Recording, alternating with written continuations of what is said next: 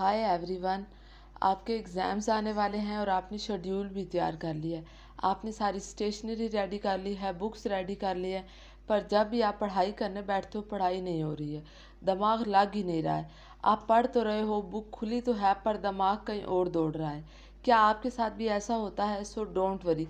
इस वीडियो के अंदर मैं आपको बताने वाली हूँ 5 स्टेप जिससे कि आप मोस्ट डिस्ट्रैक्टेड सेल्फ से मोस्ट कामर सेल्फ में पहुँच सकते हैं, जिससे आप एग्ज़ाम्स के लिए रेडी हो सकते हैं in just these 5 steps. In 5 steps को आपने ज़रूर फॉलो करके देखना है, इनसे आपकी पढ़ाई में ड्रास्टिक चेंज आएगा। So let's quickly begin with these 5 steps. Number 1 है हमारे पास ultradian rhythm. According to the research, जब भी हम पढ़ाई करने बैठते हैं एक वो पीक आता है जो हमारा फोकस पीक होता है, जो ऑलमोस्ट 90 मिनट्स का होता है। उसके बाद देयर इज़ अ डिप कि अगर आप पढ़ाई तब भी करते जा रहे हैं, अगर आपको लग रहा है कि मैं 7 to 6 आवर्स एक ही गो में पढ़ लूँगा, so let me tell you कि ये वो सबसे बड़ा झूठ है जो आप अपने आप से बोल रहे हैं। सो अगर आप बीच में ब्रेक नहीं लेते हैं तो आपको फोकस फटीग हो जाता है कि आपका फोकस आहिस्ता आहिस्ता कम होने लग जाता है। बट अगर आपको लग रहा है कि मैं तो 4 घंटे पढ़ा हूँ, that's biggest lie you say to yourself. Amount of time that you have spent on studying doesn't matter as much amount of focus that you have put it. अगर आपका कोई भी फ्रेंड आपको ये बता रहा है कि उसने 6 घंटे के लिए कंटिन्यूसली पढ़ा है, feel sorry for them, they wasted a lot of time, और आपने ये मिस्टेक बिल्कुल भी नहीं करनी है। नंबर 2 है हमारे पास इंटरलीविंग। इंटरलीविंग इतनी पावरफुल टेक्निक है, बट इसके बारे में हम इतनी बात ही नहीं करते। ये टेक्निक है आपकी लर्निंग के बारे में, कि जब भी आप कोई चीज़ पढ़ते हैं और उसे रिटेन करना चाहते हैं for longest period of time, उसके लिए आपको क्या करना है कि आपको 1-1-1 रूल अप्लाई करना है। कोई भी चीज़ जो आपने न्यू पढ़ी है उसे विद इन 1 डे पढ़ें, दोबारा रिवाइज करेंगे विद इन 24 आवर्स, स्पेशली अगर आप सोने से पहले उसको रिवाइज कर लेते हैं। विद इन 1 वीक, अगर आप एक वीक के अंदर दोबारा पढ़ के देखते हैं, इट्स अमेजिंग, और वो आपको ज़्यादा अरसे तक याद रहेगी। एंड विद इन 1 मंथ, अगर आप एक महीने के अंदर उसको दोबारा रिवाइज कर लेते हैं, then you remember 90% of topic in exams for sure. आपने इसको ज़रूर ट्राई करके देखना है।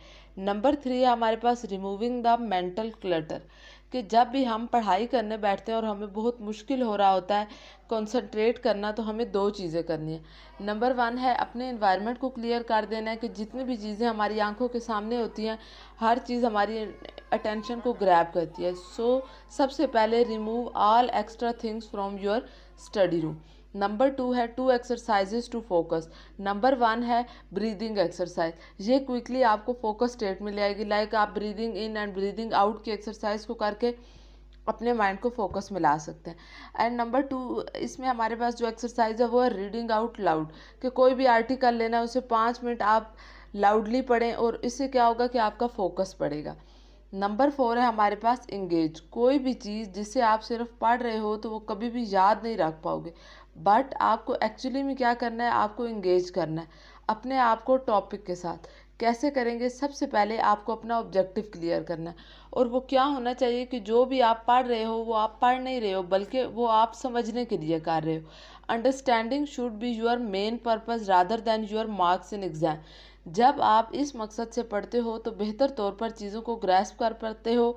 अकॉर्डिंग टू द रिसर्च के जब भी आप कोई चीज़ रीड करते हो तो वो आपको आपके माइंड में सिर्फ 5% रहती है। जब आप रीड एंड लिसन करते हो तो वो आपके माइंड में 10% रहती है। एंड जब आप उसे डेमोन्स्ट्रेट करते हो देन 30% आपके माइंड में रहती है। और जब आप उसे डिस्कस करते हो देन यू रिमेंबर 50%।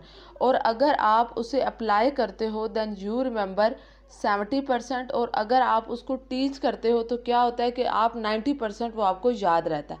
तो जब आप पढ़ रहे होंगे तो आपको अपने आप को कैसे इंगेज करेंगे? आपको ये इमेजिन करना है कि आप किसी को पढ़ा रहे हैं या आप अपने किसी दोस्त को पढ़ाएंगे।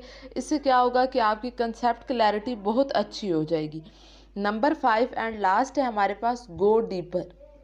We will go in deeper layers of learning. तो जब भी आप कोई चीज़ पढ़ रहे होंगे और उसे अगेन एंड अगेन पढ़ रहे होंगे तो उससे आपको एक इल्यूजन हो जाता है, आपको लगता है ये तो आपको बहुत अच्छे से आता है। बट जैसे आप एग्ज़ाम्स के लिए जाते हो आप वो बिल्कुल भूल जाते हो और आपका माइंड बिल्कुल ब्लैंक हो जाता है। तो अपने आप को टेस्ट ज़रूर करके देखना है। आप पास्ट पेपर, सैम्पल पेपर्स या किसी को टेस्ट दे सकते हैं and that will clear out this illusion. That's it. ये 5 पॉइंट्स ऐसे हैं जो आपको सबसे डिस्ट्रैक्टेड फॉर्म से फोकस फॉर्म में लाने में मदद करते हैं। Thank you. Kindly like, share and subscribe to my channel.